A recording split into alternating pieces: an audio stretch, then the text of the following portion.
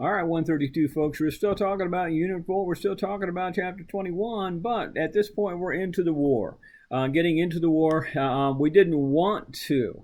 As a matter of fact, Wilson gets reelected, but the idea kept us out of the war, but he is a realist. He realizes we're going to have to get involved in the war, and so he wants to be ready. He creates what's called the Preparedness Movement. He's going to create the National Defense Act. He's going to create the Revenue Act of 1916. He's going to get us ready to go in and fight. He's going to get some blowback on this, but this is what he's going to do because he knows we're going to have to get involved. That Zimmerman telegram that goes ahead with the offer to Mexico, Mexico is smart enough to say, yeah, that's not a good idea, no thanks.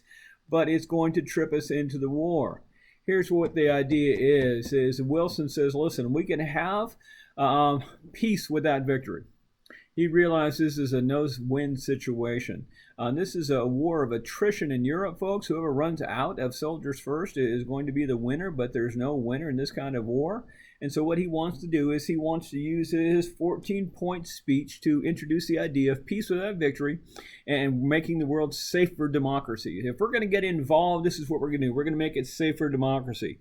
Well, here's what we get is we look excuse me, at some innovations. We're going to look at the War Industries Board. We're going to look at Bernard Baruch. We're going to look at the Food Administration. We're going to look at Herbert Hoover. What happens is this. These new laws and policies created by Wilson, he is going to knit together a group of people which are going to unite the home front. This is the idea. This is how you win a war, is you unite the people at home.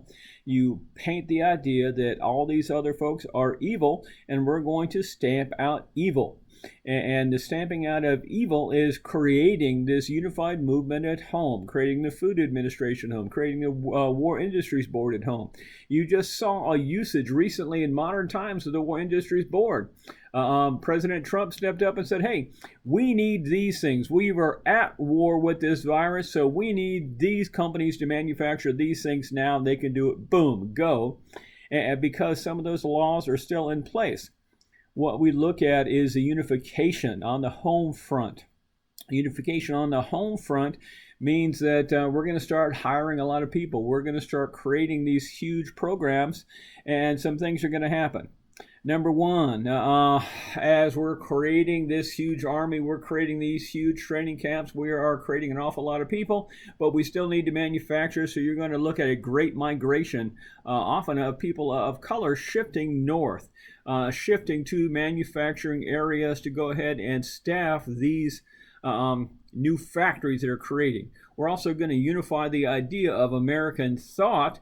We're going to look at what are becoming the Espionage and Sedition Acts. You're going to look at certain acts in the government that restrict human rights, that restrict rights that are guaranteed by the Constitution under the idea of protecting America and the American Protective League.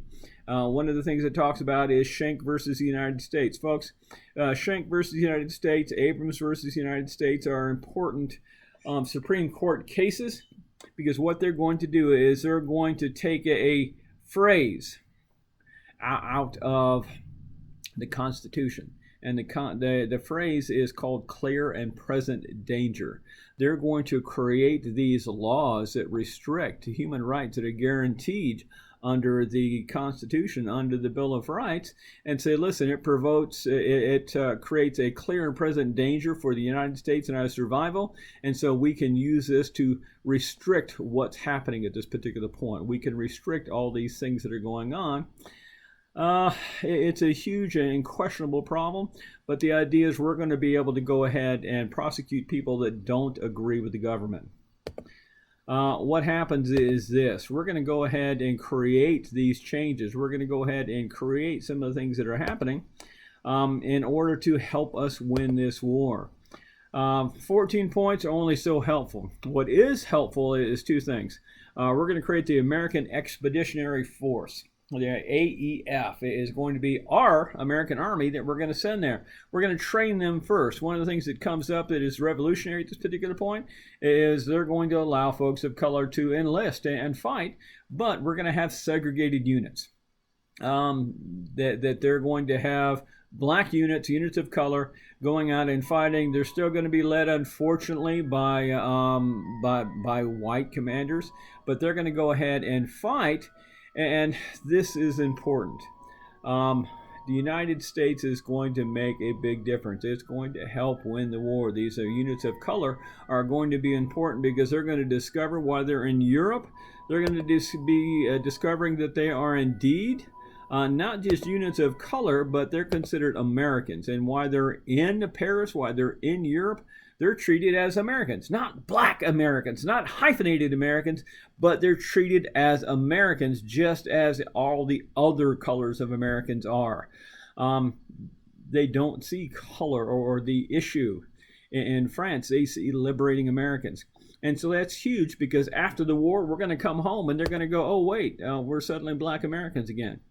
What else is happening is this. There's a huge thing that happens when we start lumping people together in these huge training camps. We're going to look at something called the flu. The flu is going to pop up. It's called the Spanish flu. And the Spanish flu is going to particularly hit young people. It's going to hit healthy, young soldier type people. And it's going to run rampant through these brand new training camps. It's going to run rampant through the training camps. It's going to run rampant through the cities. It's going to kill a lot of people. Folks, think worse than what you're imagining right now with COVID. All right? Think worse than that. All right? This is truly an epidemic, and it's going to become a pandemic. It's going to become worldwide because what will happen is these soldiers, many of them will recover. They'll recover, and eventually we'll go ahead and launch them into Europe so they can go ahead and fight. And when they're in Europe, they will have a relapse. Yeah, second wave. It's true, folks. Second wave. They'll have a second wave, and they'll have transported this sickness to Europe. The Spanish flu is going to kill more people than the actual war. What we look at is this. The Americans go in, they make a difference. The Americans go in, they help win. One of the other things that's happening at this particular point that you have to look at is it talks about Tsar Nicholas. It talks about the Bolshevik Rebellion. What will happen is this, that Russia is going to withdraw from this fight. They're going to withdraw from the fight because they're going to go through their whole Bolshevik revolution, their whole communist revolution is going to take place at this part. But what happens is this. We help win. All right? We help win the war. What will happen is this, that we're going to see that Germany is going to have to surrender. All right, they're going to go ahead and sign an armistice. They're going to form an agreement. We're going to go to the table, and Wilson, our president, is going to go to Europe. He's going to help negotiate a treaty. Germany wants to negotiate on the 14-point idea.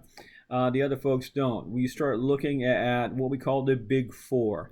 The Big Four are going to be David Lloyd George from Great Britain, Vittorio Orlando from Italy, Woodrow Wilson from the United States, and Georges Clemenceau, who is from France. And what they're going to do is they're going to create this treaty, the Treaty of Paris. They're going to create some things. The smartest man at the table, not Wilson. Smartest man at the table is Georges Clemenceau from France. He's going to realize that Wilson wants one thing. He wants his League of Nations. He's going to give him the League of Nations, but he's going to force everybody else to sign this god-awful treaty of Paris. He's going to force them to go ahead and eventually sign this treaty that says the entire war is Germany's fault, that Article 231, also referred to as the German War Guilt Clause, it's Germany caused all this, so they're going to have to pay reparations. They're going to have to pay money to make up for this war because they caused the whole thing. This is going to be the Treaty of Versailles, folks. Article 231 and the Treaty of Versailles are going to lay the groundwork to cause World War II. Yes, cause World War II, because this is an unlivable treaty. The other problem they're going to have is that Wilson is going to spend 6 months creating this treaty and not invite anybody from the Senate to help him. He can't do that, and so what he's going to do is he's going to shoot himself on the foot because this treaty that he invests so much in will never sign. All right, I'm going to go ahead and pick this up with Chapter 22 and hopefully not do quite as many videos.